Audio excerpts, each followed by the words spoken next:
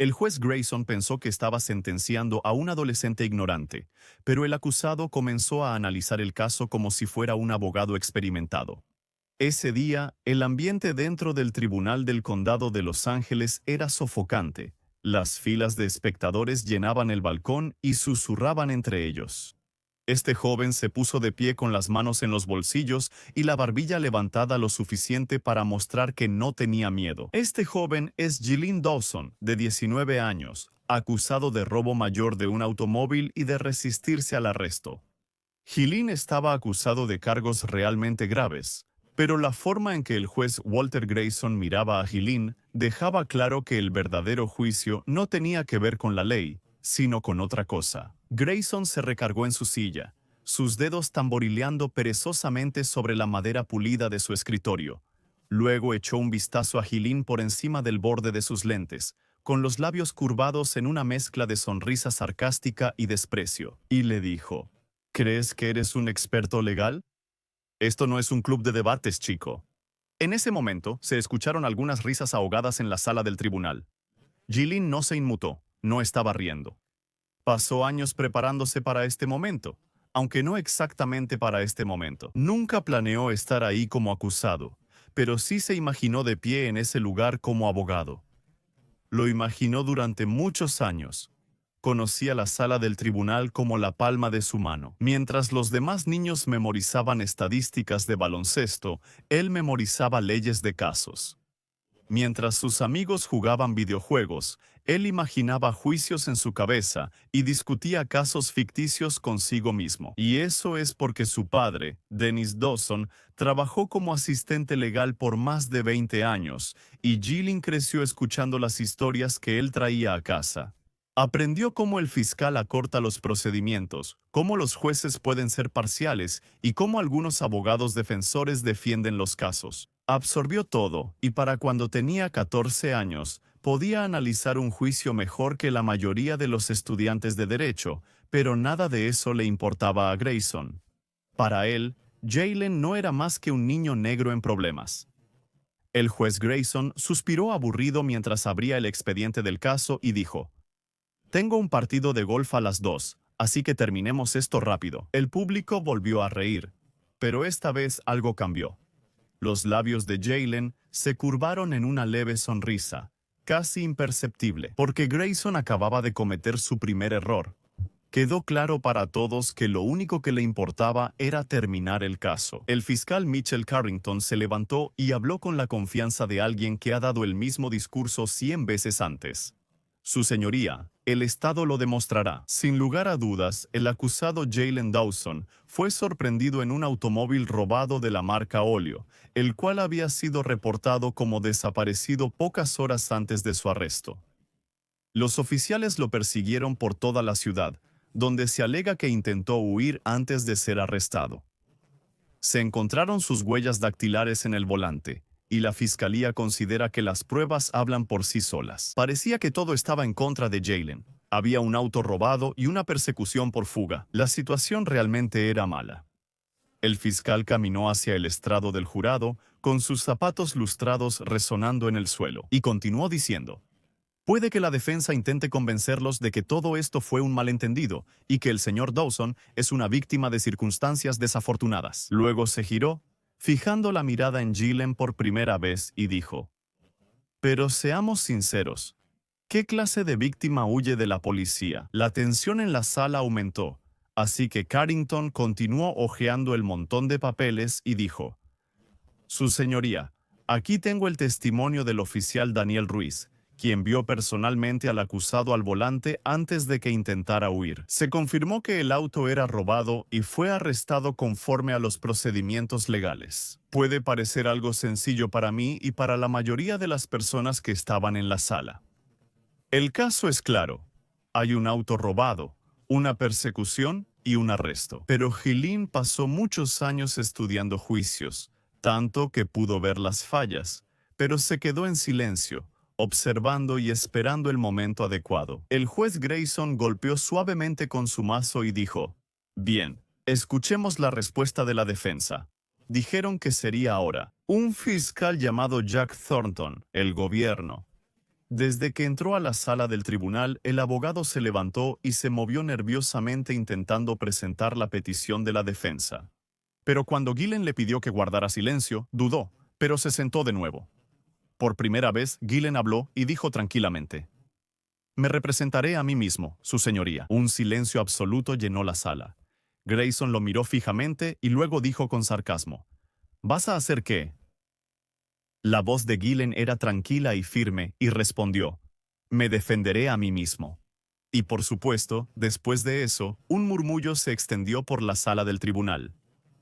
Gillen dio su primer paso hacia adelante, ajustó su postura con las manos aún en los bolsillos, luego dejó que el silencio se prolongara lo suficiente como para incomodarlos, y finalmente habló. Dijo: «Su señoría, antes de comenzar, me gustaría asegurarme de algo con la fiscalía».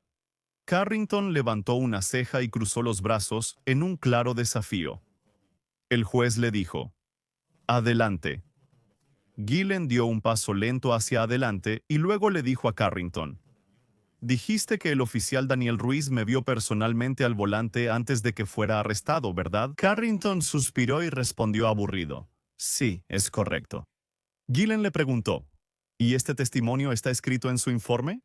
Carrington le respondió: «Por supuesto que sí».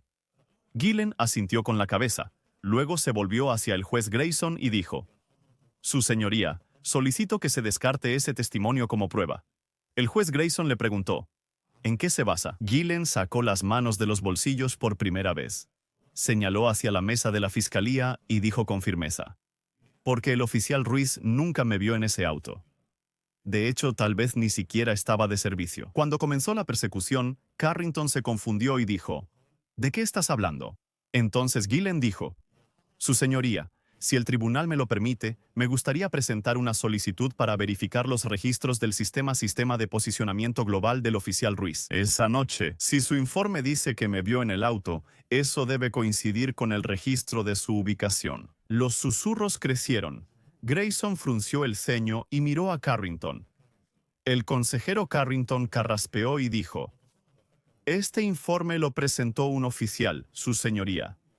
¿Tomaremos en cuenta la palabra de un acusado?». Entonces Gillen dijo tranquilamente: «Si el oficial estaba en el lugar donde afirmó estar, los datos del Sistema de Posicionamiento Global lo demostrarán. Pero si no estaba…». Gillen no terminó su frase y dejó la respuesta flotando en el aire. Grayson guardó silencio por un largo momento. Luego se volvió hacia Carrington y le preguntó: ¿La fiscalía tiene algún problema en verificar los registros del Sistema de Posicionamiento Global del oficial mencionado? Carrington finalmente negó con la cabeza y dijo: «No hay objeción, su señoría». Después de eso, la sala del tribunal quedó en silencio, pero la tensión era palpable. Carrington hojeó sus papeles, su confianza se tambaleó, pero dijo en un último intento: «Su señoría, mientras esperamos los registros del Sistema de Posicionamiento Global, nos queda la clara verdad de que se encontraron las huellas dactilares del acusado en el volante del auto robado o acelerando con su cabeza». Y dijo: «Hablemos de esta evidencia por un momento».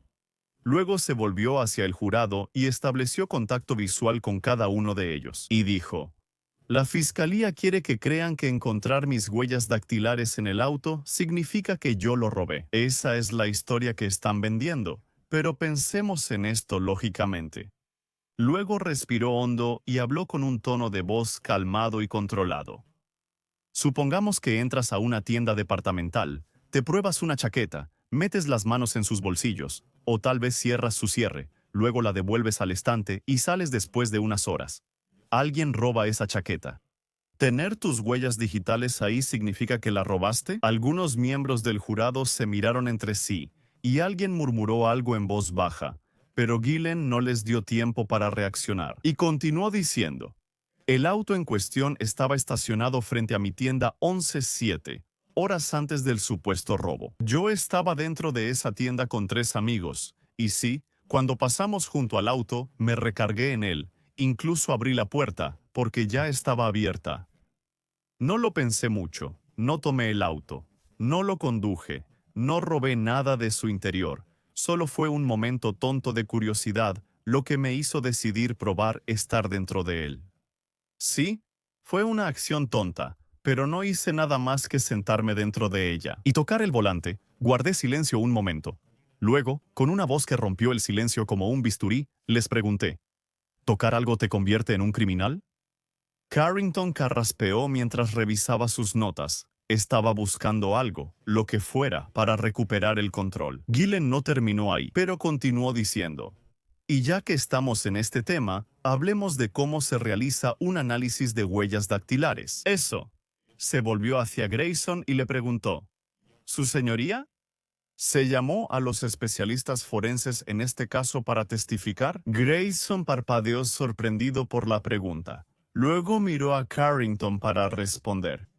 El fiscal dudó y luego dijo a regañadientes que no. Gillen apretó los labios y dijo, entonces el Estado está usando pruebas forenses para intentar condenarme, pero no consideraron necesario traer al especialista que trató esas pruebas personalmente. ¿Acaso no tengo derecho a un contrainterrogatorio, o a preguntar sobre la cadena de custodia, o a impugnar la precisión del análisis? El juez Grayson suspiró, dándose cuenta de que ganar este caso no sería fácil, pero Gillen aún no había terminado, porque lo siguiente que estaba a punto de decir cambiaría todo.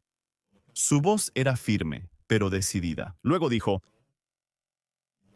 presentaré como prueba una declaración oficial del dueño del auto.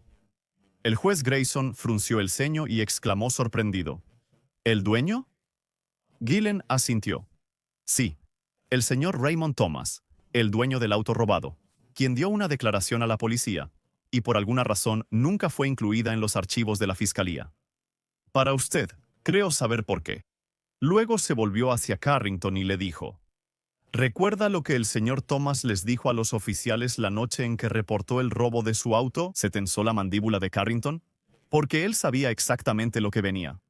En ese momento, Gillen no esperó respuesta y sacó una copia impresa del expediente, leyendo en voz alta la declaración del señor Thomas. Dejé mi auto encendido y corrí hacia la gasolinera. Entonces, una persona saltó y se llevó el auto, pero no era el hombre que arrestaron, porque vi al ladrón y era de piel blanca. En ese instante, se oyó un suspiro colectivo en la sala. Gillen levantó el papel y declaró en voz alta, esto está en el informe policial original, el mismo que la fiscalía omitió mencionar. Luego se volvió hacia el juez Grayson y dijo, ¿quieren que este jurado crea que yo soy el acusado, aunque mi descripción ni siquiera coincide con la del verdadero ladrón? Carrington se adelantó diciendo, Su señoría, eso no viene al caso. El acusado fue detenido en posesión del auto. Pero Gillen negó con la cabeza y lo interrumpió. No, eso no pasó. Me arrestaron a varias cuadras de donde se dejó el auto. Yo iba caminando de regreso a casa después de comer algo con mis amigos. No estaba en el auto, ni cerca del auto, ni estaba huyendo de nada. Lo único que me relaciona con este caso es el mal trabajo de la policía y un montón de suposiciones. El juez Grayson exhaló lentamente mientras se frotaba la sien. El caso se estaba desarrollando rápidamente y todos lo sabían. Gillen se volvió hacia el jurado y dijo, el verdadero sospechoso escapó esa noche. Y los oficiales encontraron a un adolescente negro en la misma zona general y decidieron que eso era lo suficientemente cercano como para considerarlo sospechoso. De eso trata realmente este caso. Grayson carraspeó, ajustó sus lentes y luego dijo, ¿la fiscalía tiene algo más? Carrington estaba tenso y su rostro enrojecido. Respondió en voz baja, no, su señoría. El juez Grayson exhaló. Miró a Gillen durante mucho tiempo.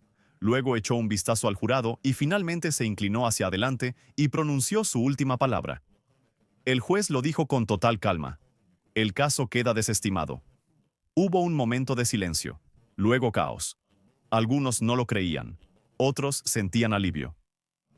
Después vino el bullicio y el público se movió.